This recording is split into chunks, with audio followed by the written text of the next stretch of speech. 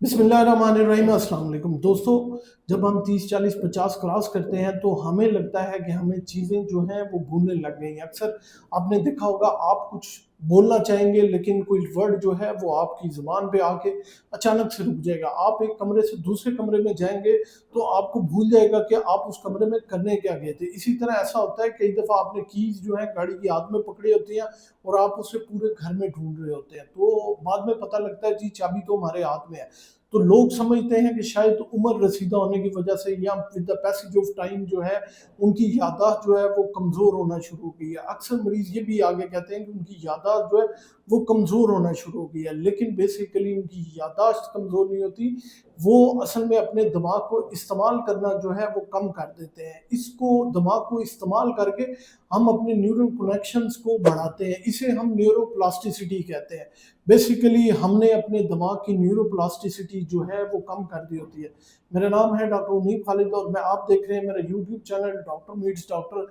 Video पसंद आए तो लाइक शेयर कमेंट लाजमी कीजिएगा। आज की इस वीडियो में मैं आपको बताऊंगा कि आपने अपनी याददाश्त को किस तरह बेहतर करना है। एक आदत जो आपको सुबह के टाइम करनी है और आपकी याददाश्त जो है वो ऐसे होगी जैसे आप 20 साल या 25 साल पीछे चले गए हैं। हमने बेसिकली अपने दिमाग को इस्तेमाल करना जो है वो कम कर दिया होता है। अब मैं वो आपको तरीका बताता हूँ कि आपने वो तरीका करना क्या है। आपने सुबह-सुबह उठना है, फजर की नमाज के बाद किसी भी अपने टेरेस में या अपने खुले आसमान के नीचे एक चेयर रख लें, उसमें अपने पाँव जो हैं वो ज़मीन के ऊपर रख लें और अपने हाथ जो हैं वो दोनों जो है अपनी टाँगों के ऊपर रख लें। और आपने 30 सेकंड्स के लिए आपने अपनी नाक से जो है एक साँस अंदर लेना है और फिर बाहर लेना है और लंबे-लंबे साँस जो हैं वो आपने लेने हैं। इसका मकसद क्या होगा? इसका मकसद ये है कि बिल्कुल प्योर ऑक्सीजन जो है वो आपकी बॉडी के अंदर जा रही है और दिमाग को सप्लाई कर रही है। 30 सेकंड ये करने के बाद आपने क्या करना है, आपने अपना जो दायाँ हाथ है उसको अपनी टाँग से ऊपर उठा के ज़मीन के बराबर इस तरह ले आना है और अपने ज़हन के अंदर आपने 1 2 3 4 कोई भी जो है ABCD वो बोलनी है। इसी तरह फिर जो है इस दौरान आपने जो है वो साँस को जो है अंदर खींचना है। फिर आपने हाथ नीचे करना है, 1 2 3 4 5 और फिर आपने जो है साँस बाहर निकाल देना है। इसी तरह बायाँ हाथ जो है वो आपने 1 2 3 4 साँस अंदर लेना है, फिर अपना हाथ जो है वो अपने जो है वो घुटनों के ऊपर रख के दोबारा 1 2 3 4 तो आपने अपना साँस जो है वो बाहर निकालना है, साँस अंदर और साँस बाहर।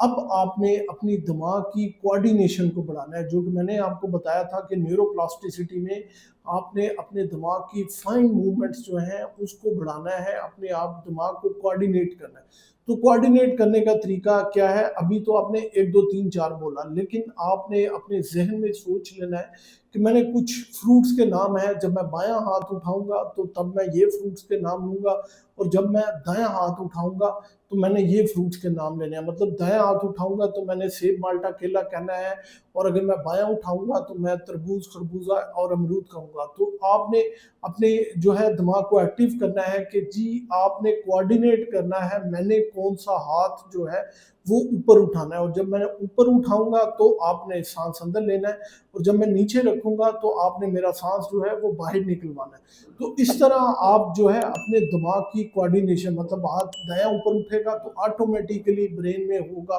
कि जी मैंने सेब, केला, माल्टा ही कहना है। तो ये उसकी बेसिकली जो हमारे ब्रेन की कोऑर्डिनेशन है, जो उसकी सोचने समझने की सलाहियत है वो बढ़ेगी, तो न्यूरोप्लास्टिसिटी यानी कि न्यूरोनल कनेक्शंस जो हैं और जो हार्मोनल इखराज होगा वो बेहतरीन होगा।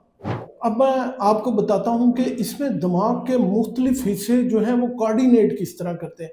दिमाग का जो फ्रंटल लोब है, जो सामने वाला हिस्सा है, वो क्या करता है, वो हमारी तवज्जो को मरकूज़ करता है। मतलब ये कि आप इस ध्यान से बहुत ज़्यादा ध्यान से करेंगे कि जी जब मैं हाथ ऊपर उठाऊँगा दायाँ, तो तब मुझे क्या करना है और जब मैं बायाँ उठाऊँगा तो तब मुझे क्या करना है। अब दूसरे नंबर पे आपका सेरिबेलम जो कि कोऑर्डिनेट करता है, मतलब ये कि दिमाग के मुख्तलिफ हिस्सों को आपस में मिलाता है, वो बहुत अहम होता है। तो ऑटोमेटिकली वो कोऑर्डिनेट करेगा जी आपने बायाँ हाथ उठाना है, अब आपने दायाँ उठाना है और ये बोलना है। اور تیسرا جو کام ہے وہ ہے ٹیمپورل لوب کا. وہ کیا کرتا ہے؟ وہ ہماری میموری کو سٹور کرتا ہے.